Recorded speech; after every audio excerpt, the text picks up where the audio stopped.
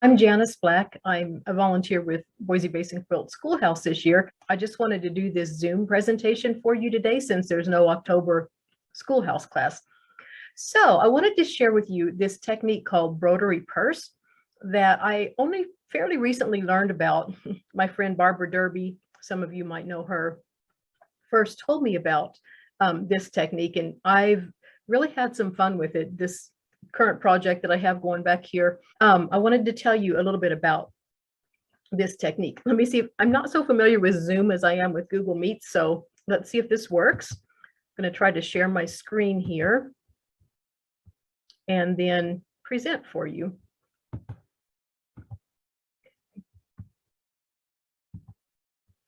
Okay, so let me tell you a little bit about Broderie Perse. Oh, I find out that goes right over the top of my captions.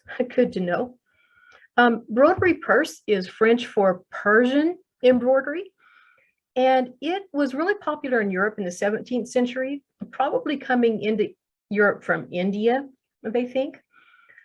Over here, it shows you a vintage piece of fabric that I pulled up here that was block printed. This was French, it was called Indian fabric that came in from India. And the fabric, these antique fabrics from that time had really beautiful detailed motifs like this. They were pretty expensive to buy. So people were able to buy a smaller piece of fabric, cut it apart into the different motifs, and then spread those motifs out so that they got more bang for the buck. They could applique it onto a cheaper background. And that was kind of how Broderie Perse first got its origins. Here's an example of a antique Broderie Perse quilt, probably from the 1700s or early 1800s. Here's what the quilt looks like, and you can see that the person carefully cut out motifs from the fabric, and then they added these stems and perched the birds and flowers and leaves on there that they had cut out from their chintz. Here is a close-up. You can see one of the things here. And so what they did was they cut out their motifs just slightly wider, they just trimmed a little wider around it. Then they turned under the edge of that and appliqued it to make a pattern that they liked. And that's the thing with Broderie Perse. It could be defined as cutting apart motifs from fabric and then creating your own scene with them and appliquing them down. So that's where some of the creativity comes in. You can cut the pieces apart and rearrange them to form your own scene. Okay, a little later in the 1840s, Baltimore quilts came on the scene, Baltimore album quilts. The Baltimore album quilts actually used very teeny tiny pieces of applique. There's a detail on the side showing you a wreath with some roses in there. But some people realized that you could combine the Broderie Perse technique with the Baltimore albums and get some printed detail instead of having to do all the applique detail. So if you look at this example of a Baltimore album over here, like these little pink flowers around the bird, or even the bird itself, if you actually could find fabric that had those flowers printed on it, birds printed on it, leaves printed on it, you could cut them out and put them in there instead of having to carefully cut out each piece of fabric to build your applique design from scratch. The same like with this heart wreath, those little red things could have been, if you found some that you liked, you could have substituted them. The flower in the center of this one, a floral arrangement coming out of the vase, and so forth. So again, look at this detail on the side here with the roses in the wreath. Here is a fairly modern one that someone has done using Broderie Perse. The credit is down here in the link, but she has taken a very similar wreath, and instead of building her roses from scratch, she has carefully cut them out from a large-scale floral fabric, kind of like the one shown on the side there. I'll just go to that link briefly so you can see Baltimore garden quilts. And remember, see, this is 2012, so we're talking modern here. Cynthia in Texas, whoever that is, thank you, Cynthia, has put together these beautiful Baltimore album style blocks, but she has cut out these roses and leaves and used the Broderie Perse technique to come up with a very similar look to what was done with building the flowers from scratch, but it just gives a different look and a fun variation of that type of quilt. Here's a vase that she has put her own floral arrangement into it. So when I started working on Sarah Filke's 2021 Block of the Month, Rainy Days and Sun Rays, I love Sarah Filke's design. She's an Australian designer. She does her Block of the Months online, and people who participate in them have to pick their own fabrics, which is a little scary, but then she puts up videos every month. So this was the sketch over here of what the quilt design was going to look like. And I filled in the colors that I wanted to use using Recolor. But one of the things Sarah had suggested was for these pretty bird blocks in the center, that a large scale fabric could work to cut into those circles to be the backgrounds for the birds. And I looked and looked and looked, couldn't find a large scale print that I really liked for that purpose. So what I did instead was I found this piece of vintage Indian fabric over here from Lady Virginia Vintage on Etsy. And this was a curtain sample from the 1960s. So it's an actual piece of chintz fabric from the 1960s. I forget the name of the designer, but apparently some of his designs actually are in museums now. They're pretty cool. This one had a little bit of damage spots here and there, but I was able to cut out these large motifs and arrange them into little scenes to fill those circles for my birds. So you can see my piece of fabric here in the center, just had it up there because I was choosing fabrics for the Dresdens and things. I was using this focus fabric that was going to be my Broderie Perse for my color inspiration, trying to match that the best I could. And then just cut out all of these large pieces, as many as I could save, and carefully arrange them to fill these round circles. That was my Broderie Perse designs. You can tell that I've used this curtain sample fabric back here, appliqued it down to create a really cool background.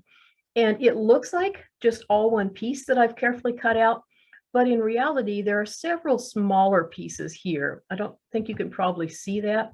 So I circled them here, but this main center part was all one piece. I've had it overlap the edges here a bit.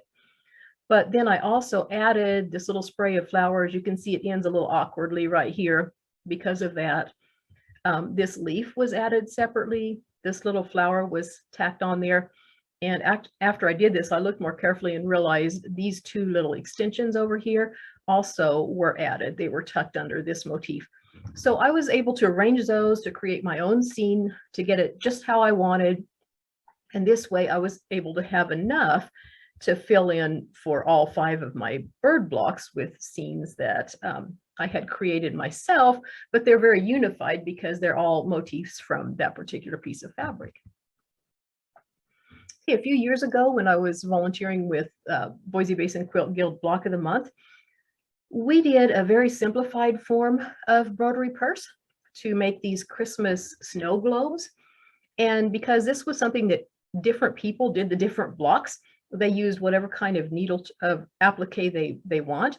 I like needle turn appliques, but some people here actually just put theirs directly onto fusible webbing and attached it that way and then machine stitched it. But what we did here, we were trying to create the illusion of snow globes. So we carefully picked out this fabric. In the back, it was kind of a nice wintry scene for the background there. It looked sort of like snow falling. And then we chose a fabric for the little round sections. Goal was for it to look like it was sort of transparent. So instead of going with this stark white, we used a toned down, lightened color that was similar to the background. Then we took a Christmas novelty fabric, and by carefully cutting out different elements from that Christmas novelty fabric, we could arrange them into our own scene. So this one in the center here with Santa riding his sled up in the sky was one that I did.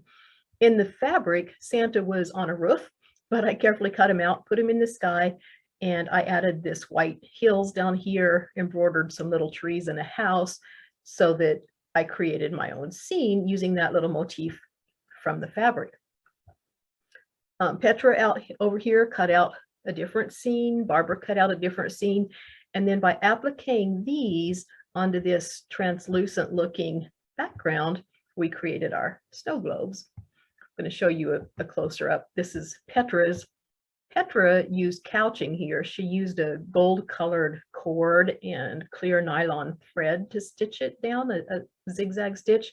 Satin stitch would have worked too, but that gold looks really pretty actually on hers. For mine, I simply turned the edges under and needle turn appliqued it because that's one of my favorite techniques. Okay, so I was going to actually share that PDF with you guys. I'm going to go ahead and put that over in the chat for you.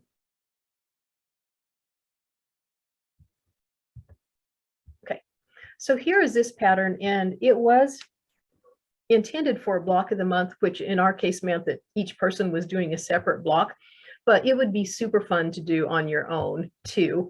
If you found a nice novelty Christmas fabric that you could cut apart like this, or even several Christmas fabrics just to create your own snow globes. What we did was, this is the pattern that I created with software that I don't have anymore, but we basically just made a template for the snow globe, which if you print out, that you could, if you're going to turn under the edges by hand, then you'd want to add a seam allowance. If you're just going to fuse it down, you could just fuse that directly to the back of your fabric. And then here was the snow globe base, with the snow globe would fit down over the top of it to this dotted line. Okay, so what we advised people to do was, when they were creating their scene on the snow globe, it's easier if you don't cut out the circle first, so you don't have this tiny little circle that you're working with, but just trace or draw the circle onto your snow globe fabric, and then arrange your pieces on there however you prefer. I pulled some more Christmas fabric. You can see in this one, for example, these really cute little outdoor scenes could work well for something like this. And you could even just use part of them, like take these little guys, the fox and the deer, cut them out separately and create your own trees behind them. Just to pick and choose. Christmas novelty fabric works really well for this. Here's another Christmas novelty fabric I have on hand that might be a pretty good one to use for that. So when you cut out your pieces, let's say I was going to do this gingerbread guy here. Since I'm doing needle turn applique, I would cut out around it a little less than 1/4 of an inch. As small as this is, probably closer to a little larger than 1/8 of an inch, or you could use the fusible.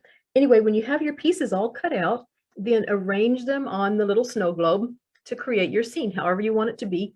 And then what I do is use a little tiny dot of basting glue to the back of them to hold them in place while I'm getting my scene laid out perfectly.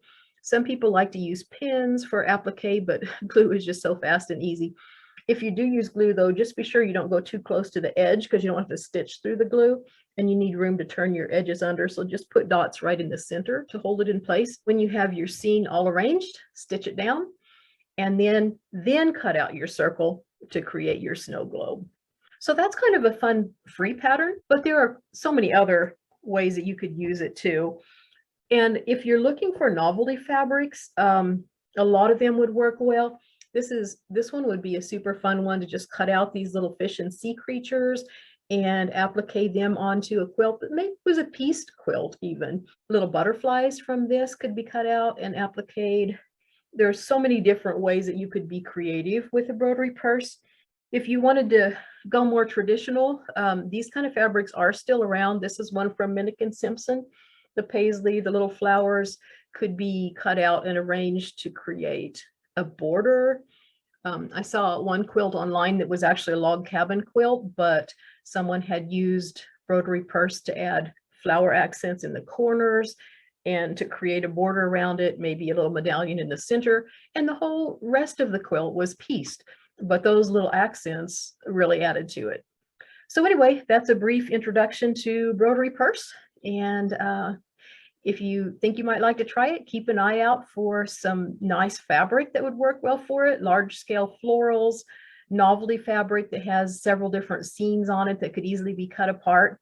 And then you'll be ready when you want to give it a try.